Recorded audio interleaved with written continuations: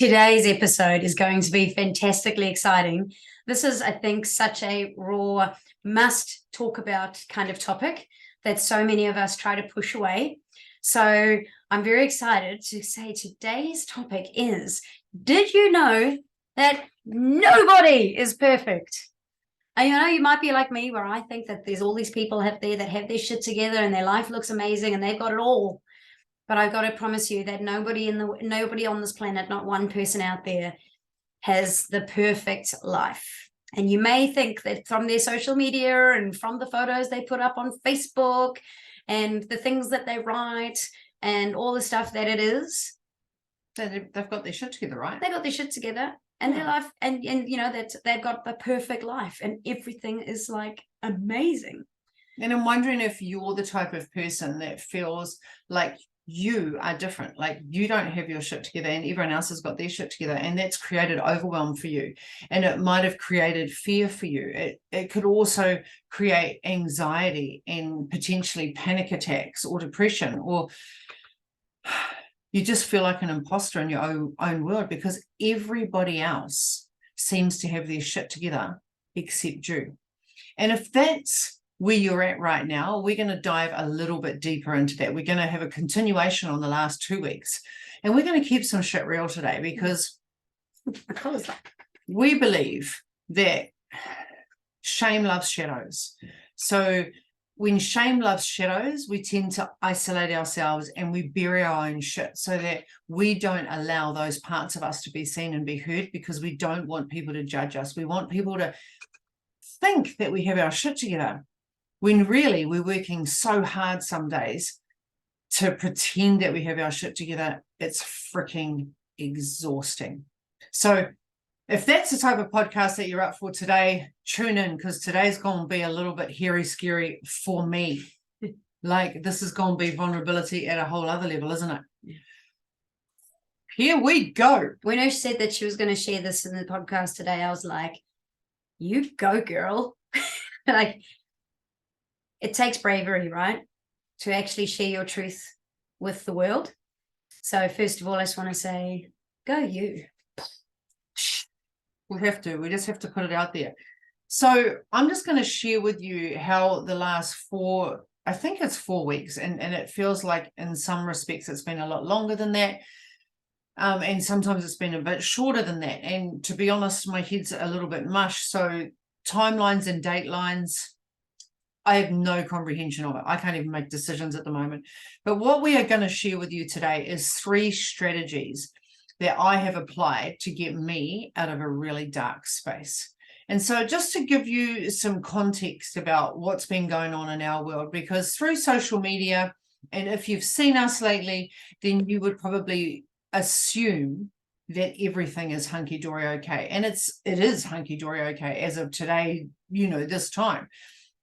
However, it's been a bit of a roller coaster ride, and we've had some challenges, and I want to be really open and honest with you and the reason I want to do that is because, one, I coach other people through this. I want to normalize the bullshit that we should all be perfect. I really want to normalize that. And I want to normalize the fact that we are all human. And I'm the type of person that used to hide all my flaws and all my insecurities and all my so-called fuck-ups because I was worried about judgment. And I used to think that I needed to be perfect. And I used to think that I should have my shit together. And I used to think that, like, people don't want to be burdened with my drama and my stories. And guess what? Shame loves shadows. And when we keep our thoughts in the shadows, we lose our power and we lose our control. So whatever date it was, somewhere in December, I had a flare-up with my autoimmune. And for those of you that are not aware, I don't struggle, that's the wrong terminology. I have a liver disease and I have liver autoimmune. And so that requires some form of medication. And in November, there was a flare-up, which just means that, my blood tests go from zero to hero, like from hero to zero, and they go from one extreme to the other, which means I have to go on a different medication cycle. And so I started taking more steroids at that particular time, and my whole demeanor changed, didn't it? So Yeah. maybe it's a good idea that you start. What did you experience? Because it was a pretty scary roller coaster ride for me, and maybe just sharing with people how you found it on the receiving end of that.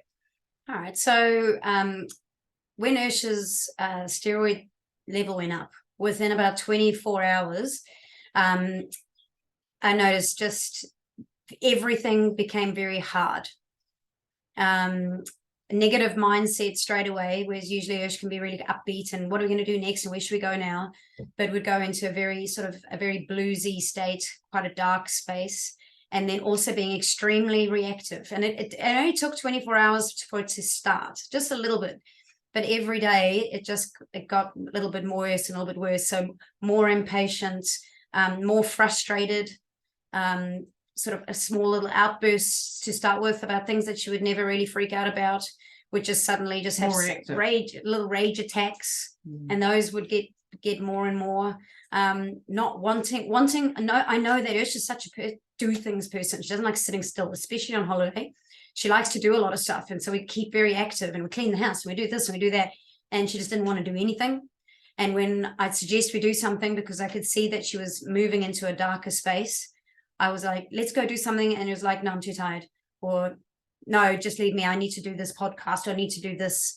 So it was very difficult to just chill or do things that were just normal sort of holiday, Christmas time things. It was just quite, I just run around the house cleaning and tidying and trying to make things nice, hoping that, because I know that she likes a clean space, and decluttering is really good for her headspace. So, if I just keep busy and do that stuff, then that will make it better.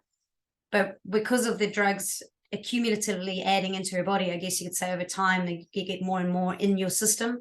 It actually the behavior just tended to increase over time, and just kind of not happy and sleeping more than normal. And isolating more than normal.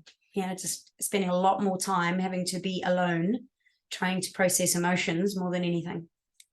Yeah, so I guess from my perspective, and not being aware that this was a consequence of medication. So I know that potentially there's people on here right now that are struggling with depression and are struggling with anxiety and with panic attacks. And I did have a breakdown when I was 28, and they all call it a breakdown. I call it a breakthrough, of course. And I just want you to know that you're not alone. And please reach out to me. I'm here for you, because the journey that you are on is really hard and it's really scary. And I haven't had to go back into that journey to this extent for well over 20 years. So it's been the last few weeks for me, well, probably the middle of December, actually, when the beginning of December. Yeah. And it escalated. So I noticed that my anxiety was starting to return. I noticed that I was becoming more reactive. I noticed that I was very critical of myself. So I just kept punching out more stuff, more deadlines. I kept showing up more, and I was sleeping less. And I was just like a machine that just kept going and going and going and going and going. And what I noticed was that the outbursts were not how I would normally show up. So I would, people would have conversations and I would just feel reactive and not necessarily have the conversations with people, but that's not how I normally am. And me and Sam would have a conversation and I would not intentionally have an argument, but I would react as opposed to being proactive in our marriage and in our relationship, which I'm not normally that person either. To the point where, Sam was late somewhere to pick me up, and I was just like I was so angry, and I actually couldn't control my anger. Like I could feel it just getting worse and worse and worse. And I was walking and I was thinking, I just need to calm down. I need to calm down. And of course, unless you've been in this state, you won't get it. You won't understand it. So when Sam picked me up and I just lost it, I just lost my shit. I was just like, just get me home. There was a bit more swearing in that, just so we're clear, all right? Leave me. And she's like, whoa, like I just can't, just leave me alone. I don't trust who I am right now. I don't trust who I'm being right now. I need to leave. You need to get away from me. And Sam's not seen that side of me. And that has been a side many, many years ago. It was to the point where I was scared of who I was being, and I did not feel safe in my skin. And I exited the car, and I had a big glass in my hand. And before I walked in the front door, I stepped away from the front door, and I just grabbed the glass in my hand, and I just smashed it against the stairs. I just threw it as hard as I could, because all I visualized was me punching my front door, like just physically punching through my front door. And that's how much anger I could feel in my body at that particular time. And I thought, I can't actually punch the front door. So without consciously being aware of it, I released the energy through smashing the glass. And from there, I walked into the house, and I just sat in my chair in my bedroom, and I just rocked, and I went into someplace I don't even know. I just left my body, and I just sat there for 20 minutes, just shaking. And to be honest, that scared the shit out of me. So when I came back from that experience and Sam came home, I just said to her, I'm not happy. This is really difficult. This is all of these things, not understanding that I'm now starting to struggle with anxiety and panic, closely moving to depression. And so we had a discussion about that. And I was just like, this is all the things. And we just spoke at depth and at length. And I said, I feel like I'm hormonally unbalanced right now. And Sam is trying to give me all the suggestions, which was really useful at the time. And she'd be like, and giving me different options. And I said, I don't care. Like, don't take this the wrong way, but I actually don't care. Like it's not that I don't want to care, right? I actually don't. I don't actually care what's going on in my world right now. I don't have the energy, the capacity to entertain anything other than the next 5 seconds. So from there, I started to create awareness of what was happening, because I was like, something is majorly wrong. I've gone from being okay to not being okay. And the reason I share this with you is because there's a lot of people that would have a perception that my world is perfect. And 9 times out of 10, it is bloody perfect. But I'm human, and I go up and down, and I have my challenges, and life throws me lemons. And last month was probably one of the most mentally challenging months I've had in a very, very, very long time. And I don't want you to have to think that your life needs to be perfect, because it doesn't need to be perfect. It just needs to be okay. And it escalated for me quite significantly, to the point where I wouldn't be around knives and I wouldn't be around scissors. And I would just say to Sam, I don't feel safe. I don't feel safe in who I am right now. And she's like, we need to sort this shit out. And I was like, have you noticed any changes in me?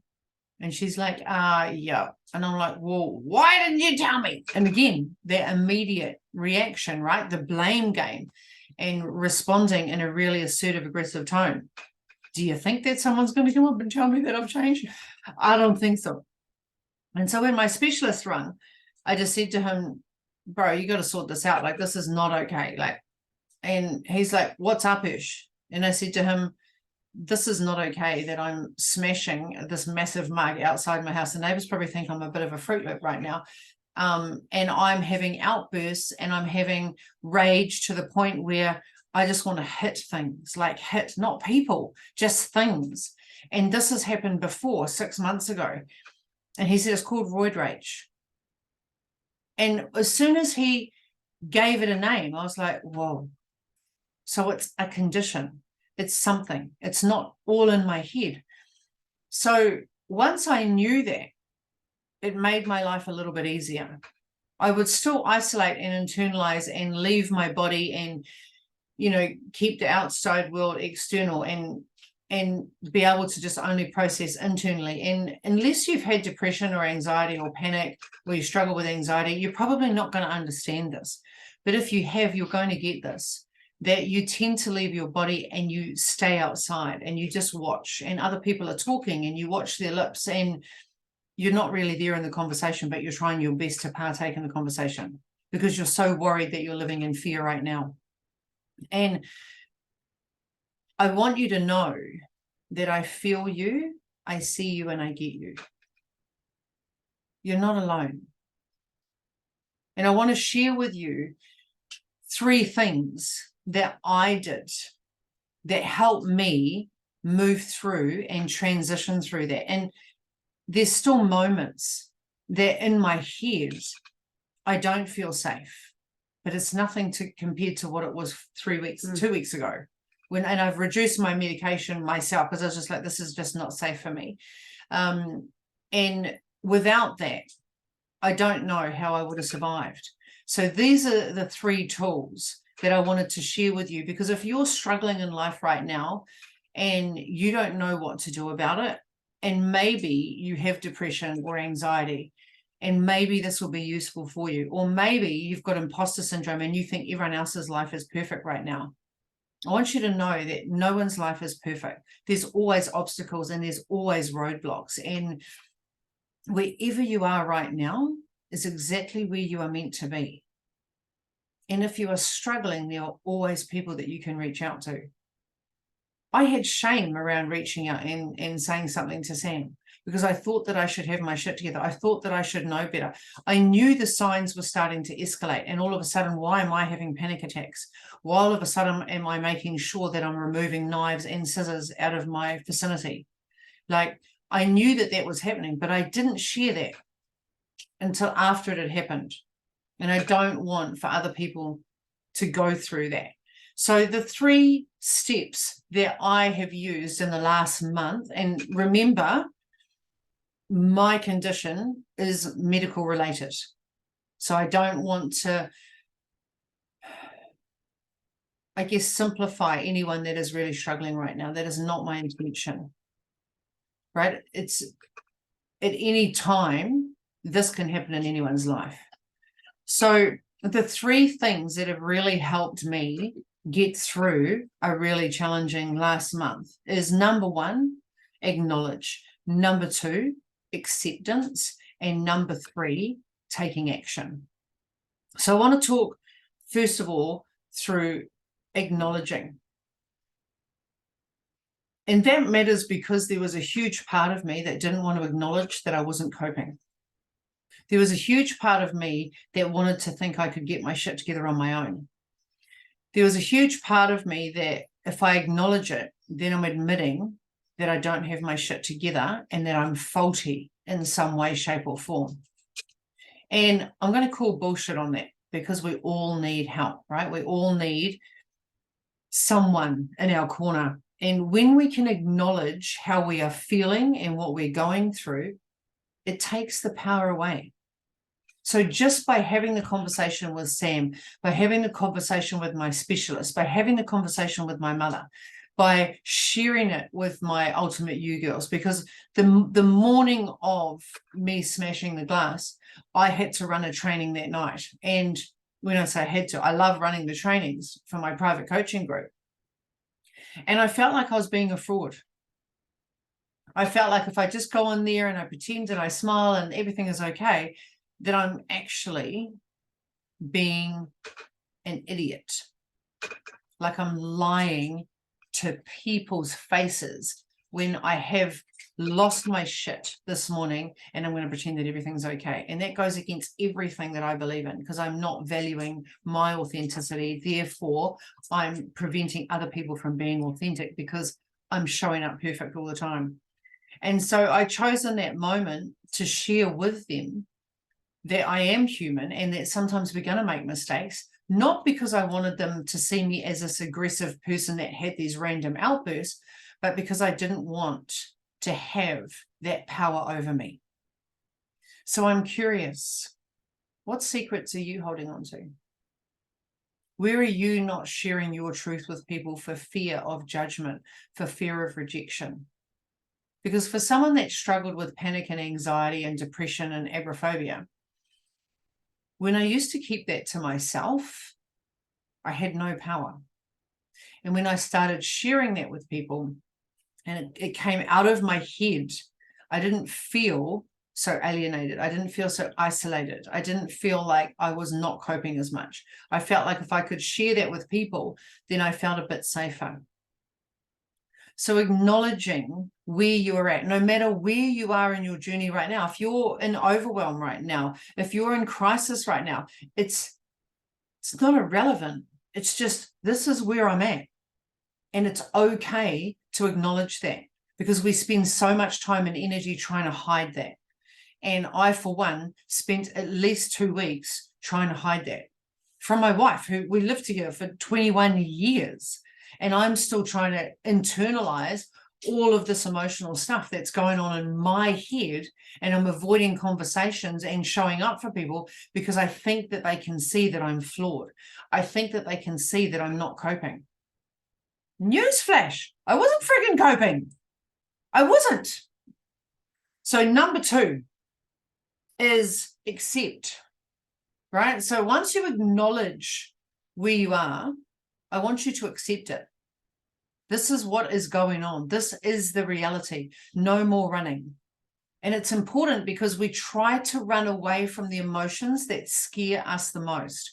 So when we don't accept that we're procrastinating, when we don't accept that we're living our best life, when we don't accept that we don't have the relationships that we want, when we don't accept that we don't have the friendships at the depth that we want, when we don't accept that we're not having the adventures and the life by design that we want, we're in denial. And when we're in denial, we give our power away again. We can't create change when we're not prepared to accept it. So once you know where you're at and you can accept, this is where I'm at right now. I'm actually in crisis. This is me. This is where I'm at. There's no more running. There's no more living in fear. That is the reality. It's like ripping that Band-Aid off. It sucks. But after a while, the Band-Aid's gone and now you can start dealing with it. And I had to rip the Band-Aid off. It didn't make it go away altogether, but it made it easier for me to process. It made it easier for me to say to Sam, today is a really challenging day. I need for you to do A, B, C, and D. I'm not mentally capable of doing that today in this moment. And she'll be like, sweet. As opposed to me being really reactive and pushing her away and her thinking that she's done something wrong, because she'd done nothing wrong. And we unconsciously push the people away that can help us the most or that we love the most, because they get to see our flaws first. Okay, and number 3, I had to take some action. Now, it's not what you think, right? It's like you have to take motion. You can't sit in the same shit, because that sucks. Like sitting in your shit sucks. Like when you're in your head, you're dead. So I'd say to Sam, I just need to get to the beach. I just need to get to the beach. I was scared to go to the beach. I was scared to go boogie boarding. I was scared to walk in the ocean. I was scared that something would happen to me when we were driving to the beach. If I didn't take action, the fear would dominate my thinking. The fear would dominate any thought that I was thinking. So if I was feeling a little unsafe and I didn't take action, by the time I was left to my own devices and I was stuck in my head, I would be thinking I'd be dead by the end of the day. So the action that I took, and this is something that you can do, is I did my habit tracker, which is up there behind me. So I've got 3 calendars up there, right? So I have my habit tracker. I took action and I made myself accountable. I took action. Some of the ways that you can take action are: reach out to a friend, reach out to a partner. Don't sit in your own shit longer than what you need to. Go to the people that will love you unconditionally. What I have learned through going through depression and anxiety and agoraphobia and now having to relive that in the last month is people can't mind read. People can see that something's wrong, and people can see that your energy is different. They will assume that it's them. They will think that it's them.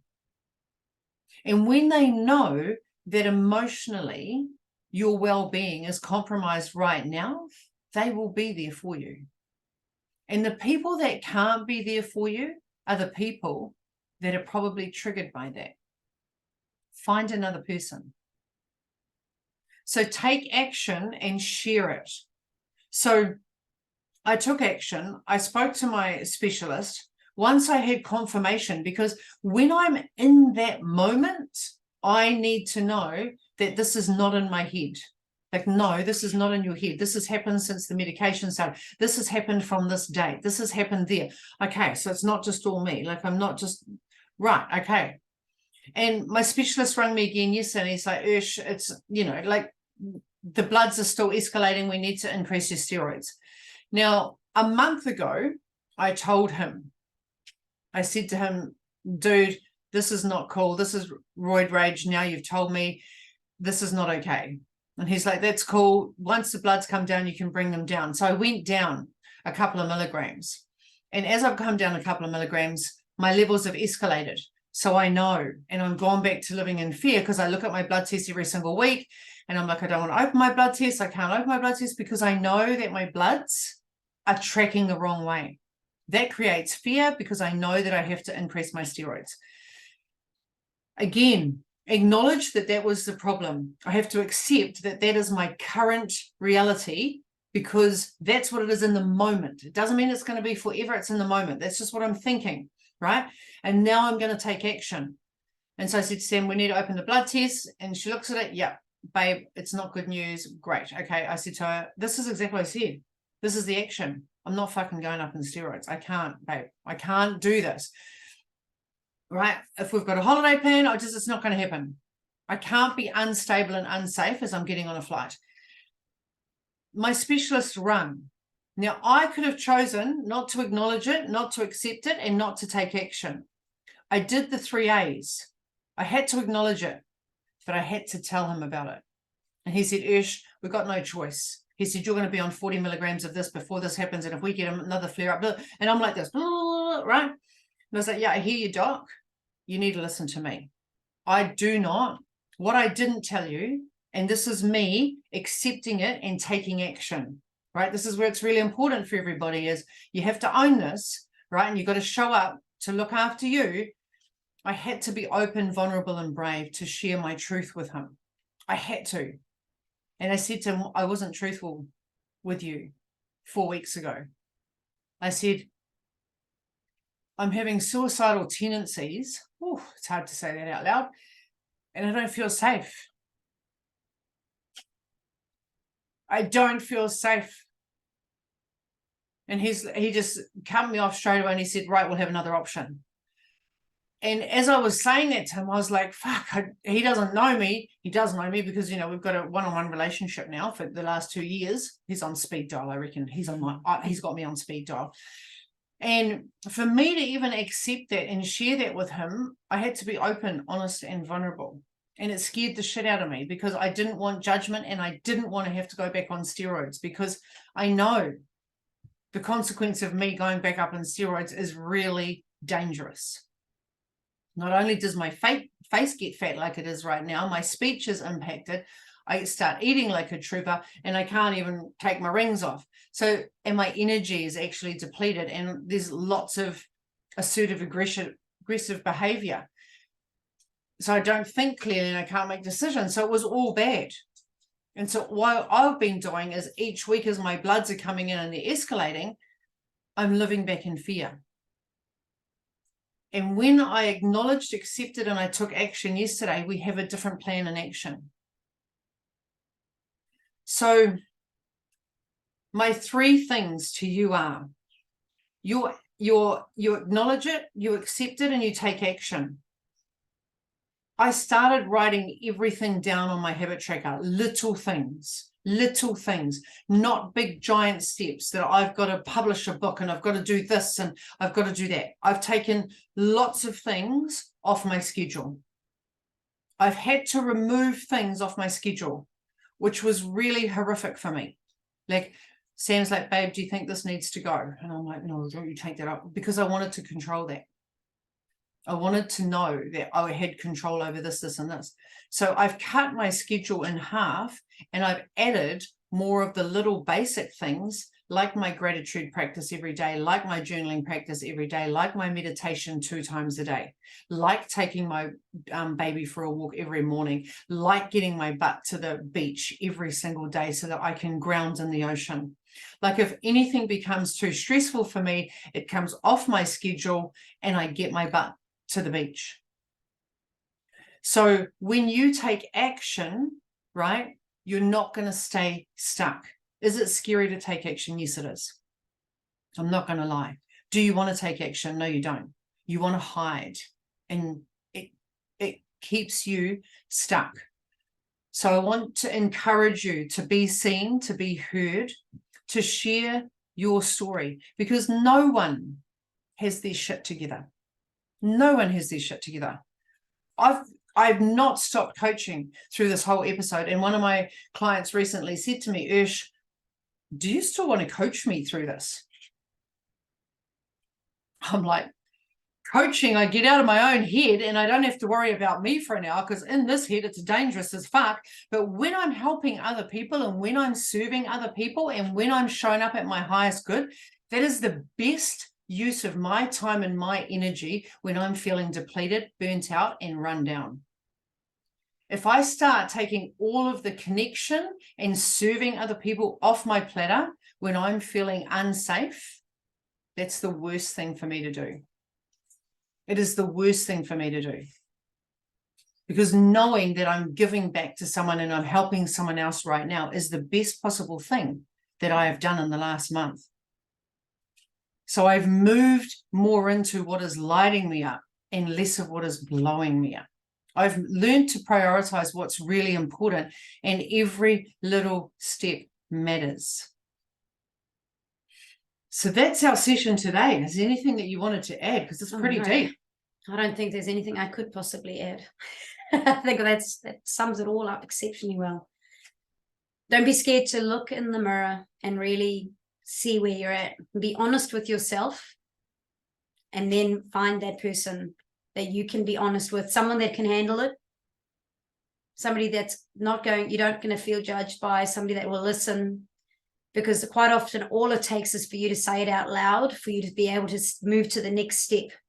And until you can actually say it out loud to somebody that you trust with your emotions and with you, and who's not going to make you feel bad about it or make you feel worse or anything, then you're actually able to move to that next step.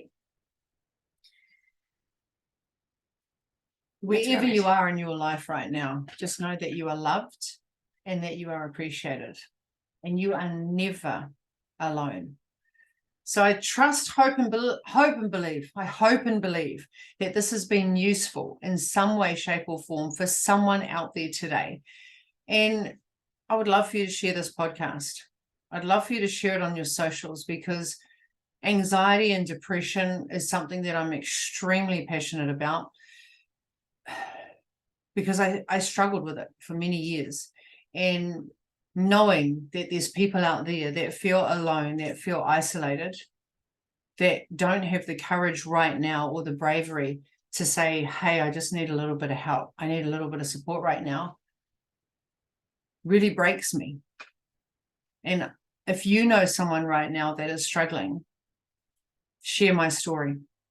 Share my story. And I'm here for anyone that needs help. And, you know, please just know that no one's life is perfect. No one's life is perfect. Don't live your life on social media. Let's make a promise this year that we're going to be really authentic, like show the crap, be okay with the crap, be okay to be clunky in 2023. Let's strive to be clunky and be perfect by being imperfect. And that's all we have for you today. So out you go. Go and sprinkle some magic on the people, any people out there right now, because you actually don't know who's trying really hard to hide their shit. And you might think they've got their shit together, and maybe they don't. And maybe they need a little bit of love, and maybe they need a little bit of compassion, and maybe they need just someone to listen to them. Until next week, everybody, enjoy your week.